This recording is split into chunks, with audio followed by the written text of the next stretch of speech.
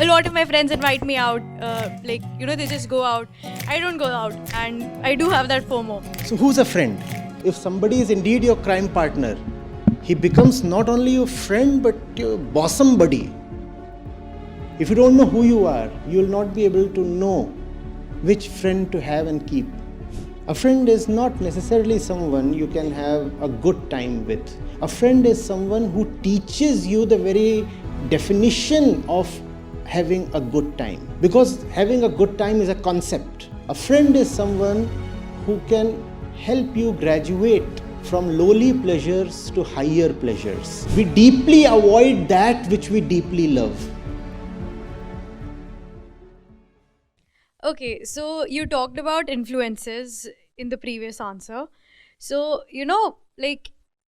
as an 18-year-old, there's a thing called FOMO, fear of missing out.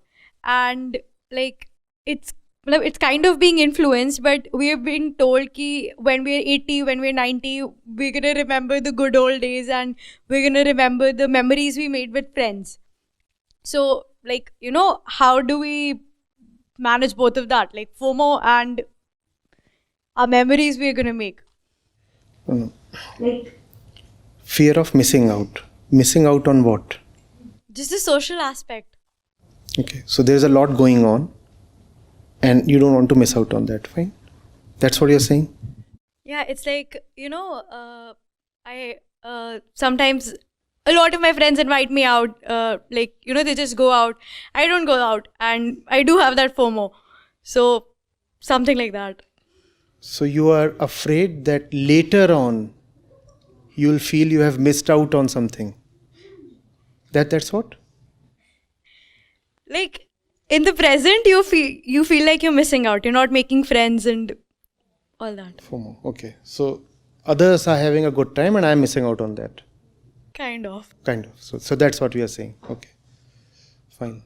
So that's one thing. And what's the other thing that you wanted to balance this one against? And a lot of elders say ki, even our teachers, they tell us ki you won't remember the actual studying part. Have fun, make memories, just live life. So, but then these two are complementary to each other. There is no contradiction that I see. But you want to go out and have fun, and your teachers are also encouraging you to go out and have fun. It's like you don't go out.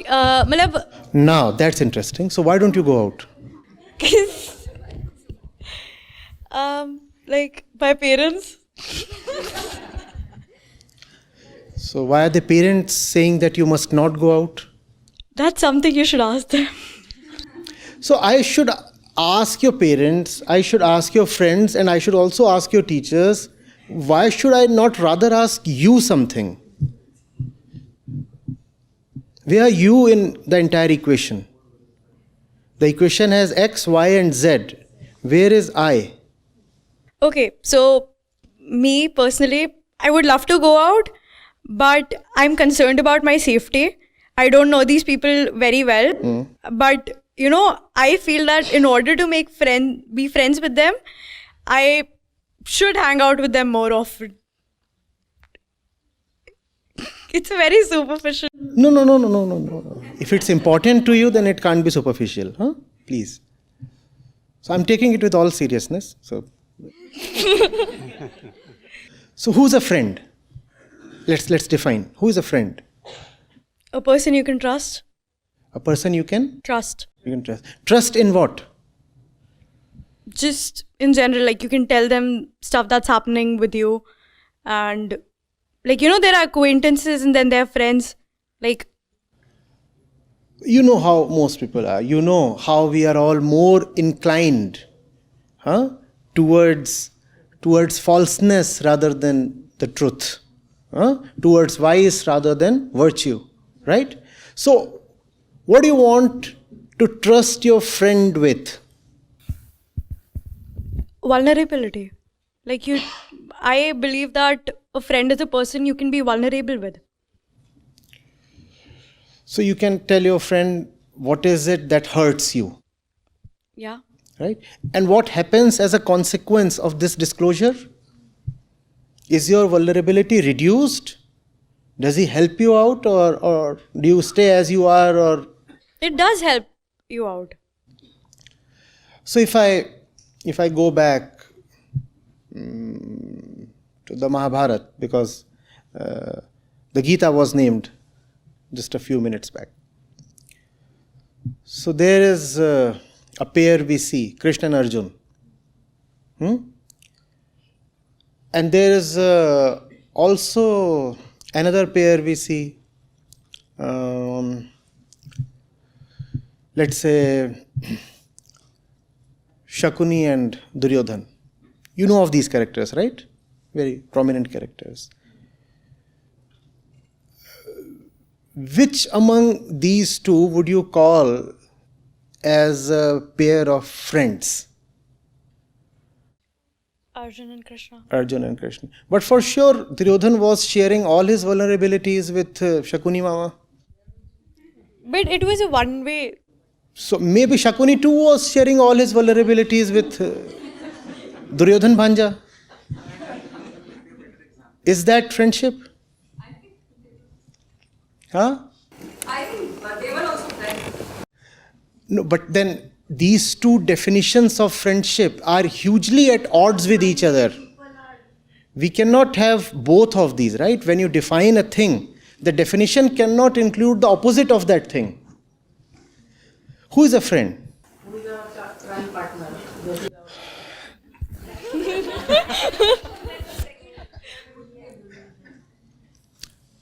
In general, I mean, I don't know how that sounds, but in general, if somebody is indeed your crime partner, he becomes not only your friend but your bosom buddy.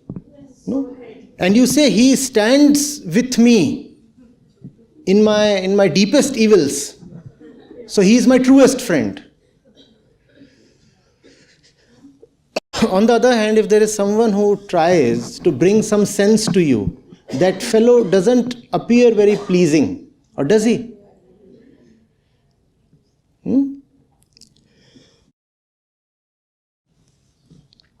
Once you know what is meant by friendship, it will be very easy to be drawn to the right person. On the other hand, if you do not know yourself, you will also not know who a real friend is. See, I'm sorry if it is getting serious on a light topic, but there is no other way, because you are talking of a friend to yourself, right? When you say friend, you don't merely say friend, you say my friend. So to understand who deserves to be a friend, you will have to know yourself. If you don't know who you are, you will not be able to know which friend to have and keep. We are people in need of help, support, light, upliftment. A friend is someone who can bring these to our life. A friend is not necessarily someone you can have a good time with. A friend is someone who teaches you the very definition of having a good time. Because having a good time is a concept, right? And that's why the definition of good time varies from person to person.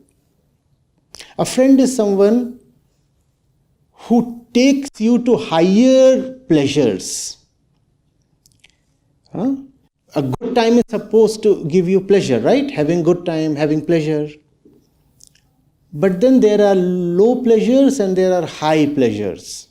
A friend is someone who can help you graduate from lowly pleasures to higher pleasures. I'm getting it. But that will happen only if, first of all, there is an I in the equation. There has to be an I in the equation. Who am I and what is my requirement? And that will tell you who your friend is. A crime partner appears actually very pleasing, but avoid. There was one fellow who was expelled from the assembly. I'll continue with that same example. There was one fellow who was expelled from the assembly when Duryodhan and his kin were trying their dirty tricks on Draupadi. And you know who that fellow was? The one who was trying to talk some sense to Duryodhan. What was his name? Yes, Vikarn, one of the brothers, and Vidur. These were the two who were sidelined and humiliated. So given the way we are, if our intention is to remain as we are, forget about fear of missing out, you will actively want to miss out on the right thing. The right thing is the thing that you deeply, deeply want without knowing what you deeply want. So it's not FOMO really. It's WTMO. I want to miss out on the real thing. And I want to stick to all the lowly things. That's the nature of mind, and that's the tragedy with human existence. We deeply avoid that which we deeply love. We avoid depth altogether. And we wallow in the superficialities. We do not know what is it our heart really beats for. And when that thing comes right in front, we just want to run away. That the appearance of that thing feels so embarrassing, so dreadful, almost like death. So we avoid that. The thumb rule is, if something appears very alluring, right in the first instance, think not twice but 10 times. The real thing that deserves your companionship, even your devotion, will be difficult to go to. Even more difficult to stay with. Friends that appear attractive in the first sight itself will be 99% times be the ones you don't need to be with. Just avoid. You're not missing out on anything. But yes, you are missing out greatly on something else. It's just that all that happens below the radar. We don't even know what we are missing out on. And you are young, and I'll tell you the real FOMO. People reach the age of 80 and die without having ever really lived. So they have not missed out on a thing. They have missed out on life itself. And that's what you should wonder about. What is life? Who am I? And what is it that I really need to have? Because I won't be alive forever. I'll be gone. Even if you're not physically gone, your energies will be gone. A point will come when your physical apparatus will not support too much activity, even too much thought. So this is your time. This is your peak. Figure out what is it that you must do with it.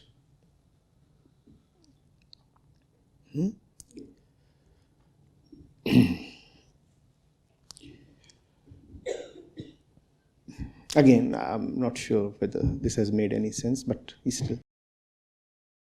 Just download the Acharya Prashant app, and there you go to the community section, and you have live testimonials streaming in at the rate of 1 every 5 minutes. I'm seeing lives change in thousands, if not millions, every day in front of my own eyes. We are doing it. We have Right. actually done it.